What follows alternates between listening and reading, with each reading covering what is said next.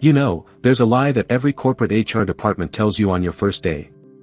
They sit you down, hand you a cheap water bottle with the company logo, and say, "We are a family here." Family. Yeah, right. The truth is, to them, you are a line item on a spreadsheet. You are an expense. And in the corporate world, the goal is always to reduce expenses. They tell you that everyone is replaceable. They tell you that the machinery of the company is bigger than any one person. And usually, they're right. Usually, if you get hit by a bus tomorrow, they'll have your job posted on LinkedIn before your obituary is printed. But sometimes, very rarely, there is an exception. Sometimes, there is one person who isn't just a cog in the machine. Sometimes, there is a person who holds the key to the entire engine. And if you throw away the key because you want to save a few pennies, well, you deserve what happens next. My name is Jason. And a few years ago, a man named Kevin tried to throw me away to save $80,000. He thought he was being smart. He thought he was efficient. Instead, he ended up costing the company $5 million in 72 hours. And me? I made more money in 15 minutes than he made in a year. Welcome back to ThreadVerse. Grab a drink, settle in, and let me tell you the story of the most expensive mistake my boss ever made. Let's go back to the beginning. I spent 12 years at this logistics company. 12 years. That's a lifetime in the tech world. When I started, the place was a dinosaur. They were tracking million-dollar shipments using paper ledgers and fax machines. I'm not joking. If a truck got lost in 2010, they literally had to call drivers on flip phones to find it. I came in as a junior sysadmin, but I quickly became everything. I built their digital infrastructure from the ground up. I wrote the code that tracked the trucks. I built the SQL database that stored client payments. I automated the payroll system so people actually got paid on time. By year 10, I was the senior systems administrator. But really, I was the architect. My job was unique because I had automated myself out of busy work. I wrote a very complex, very specific set of scripts. I called it the heartbeat. Here's how it worked. Every morning at 4 a.m., while the world was sleeping, my script would wake up. It would scrub the temporary cache files, back up the transaction logs, reset the load balancers, and ping the satellite tracking system. If the heartbeat ran, the company ran. If the heartbeat stopped, well, the digital arteries would clog up within 48 hours. Because everything was automated, my daily routine looked lazy. I admit it. I'd roll in at 9 a.m., holding my coffee. I'd check the logs, green lights across the board. Then I'd spend the rest of the day browsing Reddit, learning new coding languages, or helping Sarah in accounting with her Excel formulas. My old boss, Mr. Henderson, was a legend. He was old school. He understood one thing: results matter. He used to walk past my office, see me with my feet up, and say, "Jason, as long as the trucks are moving and the servers are humming, I don't care if you nap under your desk." He knew that he wasn't paying me for what I did during the day. He was paying me for what I knew how to fix if the world ended. But then, Henderson retired. He took his golden parachute and moved to Florida. And the board of directors hired Kevin. Kevin. Just saying his name leaves a bad taste in my mouth. Imagine a 26-year-old with a fresh MBA, a suit that cost less than his haircut, and an ego the size of Texas.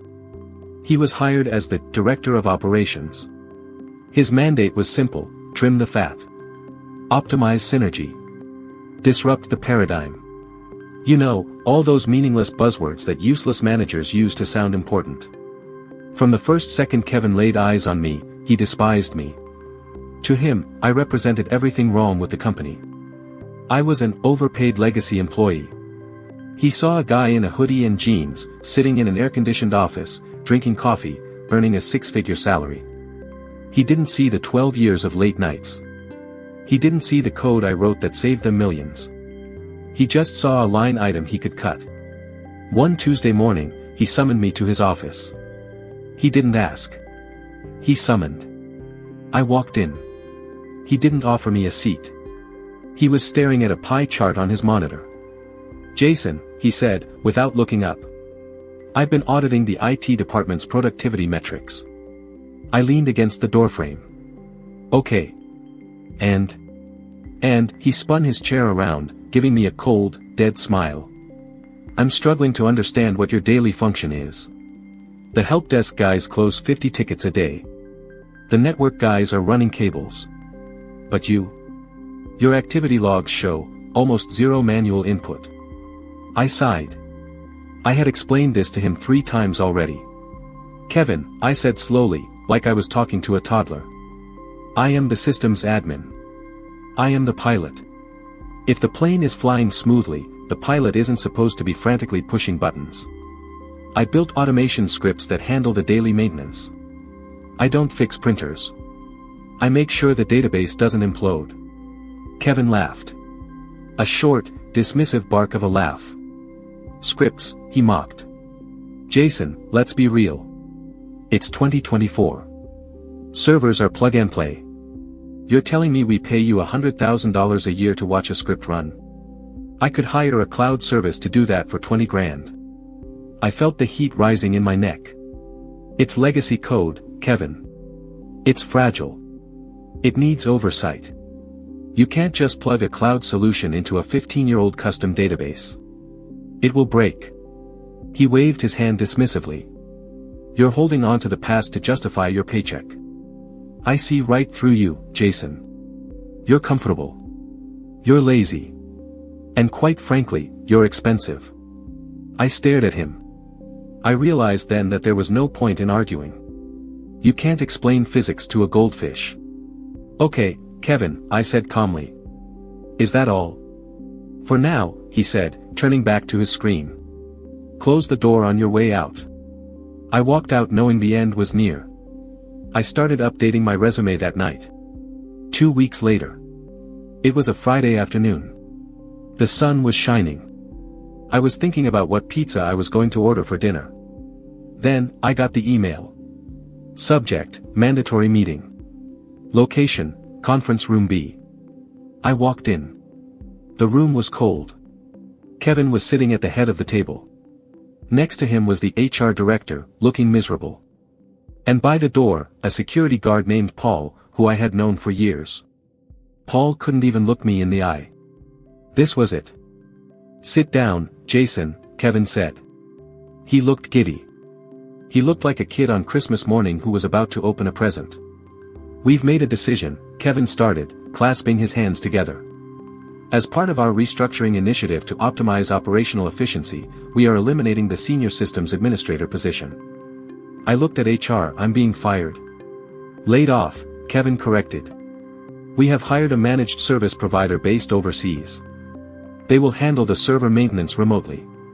They start Monday. This move saves the company $80,000 a year. I nodded slowly. The silence in the room was thick. I looked Kevin dead in the eyes. Okay. Does this new team have the documentation for the daily maintenance sequence? Do they know about the heartbeat script? Do they have the root access for the manual override? Kevin rolled his eyes so hard I thought he might hurt himself. Jason, please, he groaned. Stop trying to make yourself sound indispensable. We have full administrative access. The new team are professionals. They don't need your little secret rituals. They know how to manage a server.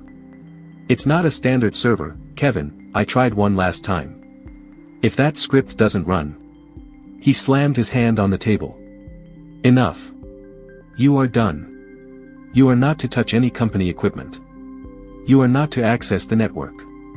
Paul will escort you to your desk to collect your personal items, and then you will leave the building immediately. I sat there for a second. I looked at this arrogant man who thought he knew everything. And I made a choice. I could have fought. I could have demanded to write a transition document. I could have saved them. But why should I? All right, I said softly. You're the boss. I stood up. Good luck, Kevin. You're going to need it. The walk back to my desk was surreal. Everyone was watching. I put my framed photo of my dog in my bag. I took my lucky coffee mug. I left my badge on the desk. I didn't touch the keyboard. I didn't turn off the heartbeat. But I also didn't tell them the password to the scheduler that ran it. I walked out of the building, into the sunshine. I felt light. I felt free. I got into my car, drove home, and immediately turned my phone off. Then, I poured myself a very expensive glass of whiskey, sat on my back porch, and watched the sunset. The clock was ticking. Saturday came and went. Sunday came and went. I enjoyed my weekend. I went hiking. I played video games. I slept like a baby. But in the back of my mind, I knew exactly what was happening inside that server room. Without my script running at 4 a.m., the temporary files were accumulating. Every transaction, every GPS ping, every invoice was creating a tiny file. Usually, my script deleted them. Now, they were piling up like trash in a dumpster that never gets emptied. By Sunday night, the hard drive partition would be 99% full. Monday morning rolled around. I didn't set an alarm. I woke up at 11 a.m., stretched, and made some pancakes. Around noon, I finally turned my phone on. It buzzed. And buzzed. And buzzed. It vibrated across the table for a solid 2 minutes. 12 missed calls. 4 voicemails. 20 text messages. Missed call, Sarah, accounting, missed call, Mark, dispatch, missed call, unknown number, missed call, unknown number. I checked one text from Sarah, hey, Jay, hope you're okay. The system is super slow today. We can't pull the invoices. Do you know what's going on? I chuckled. No, Sarah, I said to the empty room. I don't know. Because I don't work there. I put the phone on, do not disturb, and went to the movies. By Tuesday, the panic had set in. The new, overseas team must have been freaking out. They would have logged in, seen the red warning lights, and had absolutely no idea what error code 774 meant. Hint, it meant the SQL transaction log was full. Tuesday afternoon, a courier arrived at my house. He handed me a letter. It was from the company's legal department. A cease and desist. They were accusing me of sabotage, destruction of property, and withholding corporate assets. They were trying to bully me into helping them for free. I called my lawyer, Dave.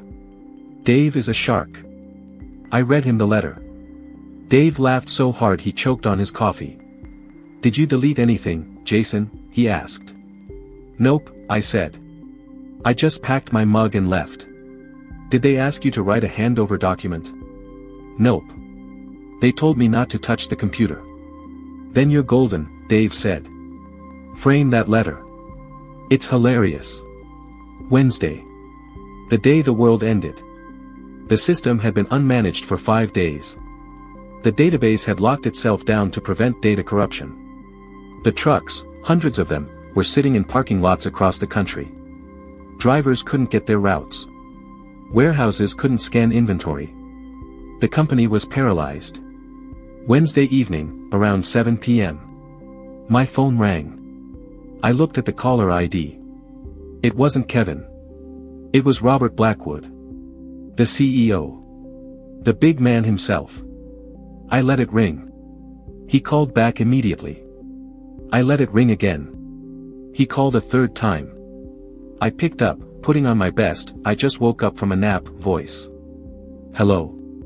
Jason. Blackwood screamed. I had never heard a grown man sound so terrified. Jason, thank God. Don't hang up.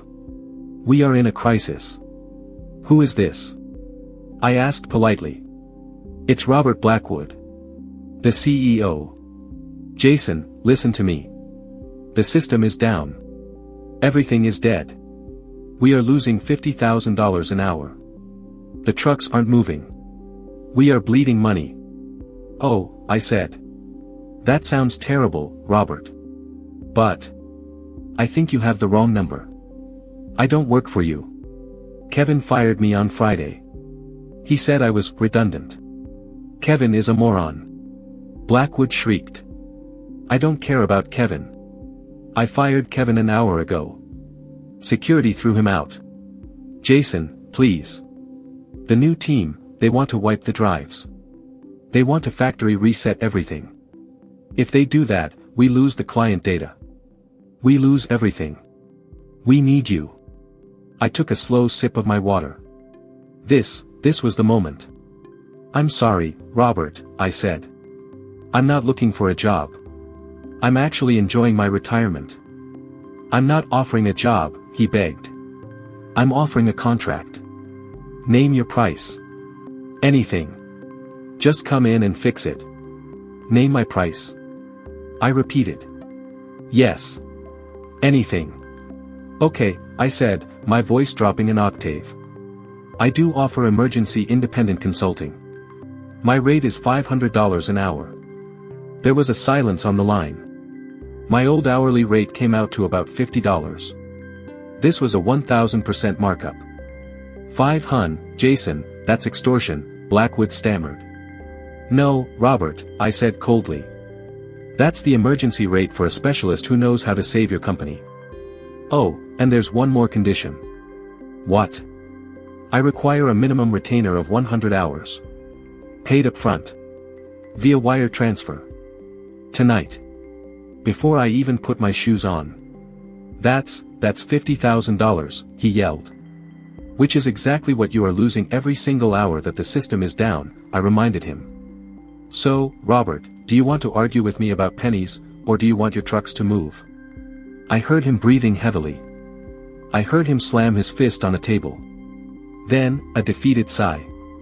Send me the routing number, he whispered. We are wiring the money now. Thursday morning. 9 a.m. I pulled into the company parking lot. I wasn't wearing my hoodie. I was wearing my best suit. I walked into the lobby like I owned the entire building. It looked like a war zone. People were running around with stacks of paper, sweating, shouting into phones. The receptionists looked like they hadn't slept in 3 days. I walked straight to the server room. The new overseas team was there, 3 guys huddled around a laptop on a video call, looking terrified. I walked in. Step away from the console, I said. They scattered like cockroaches when the lights turn on. I sat down in my old chair. It still squeaked the same way. I logged in using the emergency admin backdoor that I had memorized, the one I would have told them about if they hadn't kicked me out. I opened the command terminal. The screen was flashing red errors. I cracked my knuckles. And I typed exactly 3 lines of code. Line 1, flush/log/force, to clear the garbage files. Line 2, restart service MSQL server, to wake up the database. Line 3, execute heartbeat_manual.bat, to run my magic script. I hit enter. I leaned back and crossed my arms. On the screen, a progress bar appeared. Processing. 10%. 45%. 80%. It took exactly 15 minutes.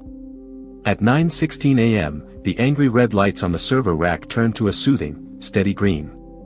The cooling fans hummed to life. The giant dashboard on the wall flickered and came back online, system operational. Outside the glass walls, I heard a cheer erupt from the dispatch floor. It sounded like they had just won the Super Bowl. I stood up, brushed a speck of dust off my suit, and walked out. Mr. Blackwood was standing there. He looked 10 years older than the last time I saw him. Is it done? He asked, his voice shaking. It's done, I said. I also set the script to run automatically on a new schedule, so you won't need me to come back. Consider that a free bonus. Blackwood stared at me. You fixed it in 15 minutes.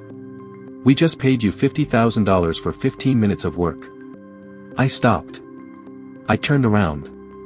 And I delivered the line I had been rehearsing in my head all week. No, Robert, I said, smiling. You didn't pay me for the 15 minutes of typing. You paid me for the 12 years of experience that taught me what to type. And, you paid the idiot tax for firing the only guy who knew how to fly the plane. I patted him on the shoulder. Find a better operations director next time. I walked out of that building $50,000 richer. The wire transfer cleared that afternoon. I paid off my car. I booked a first-class trip to Japan.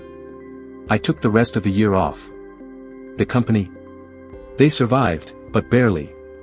They lost about $5 million in revenue, lost 3 major clients, and their stock price tanked by 12%. As for Kevin, like I said, he was fired before I even arrived.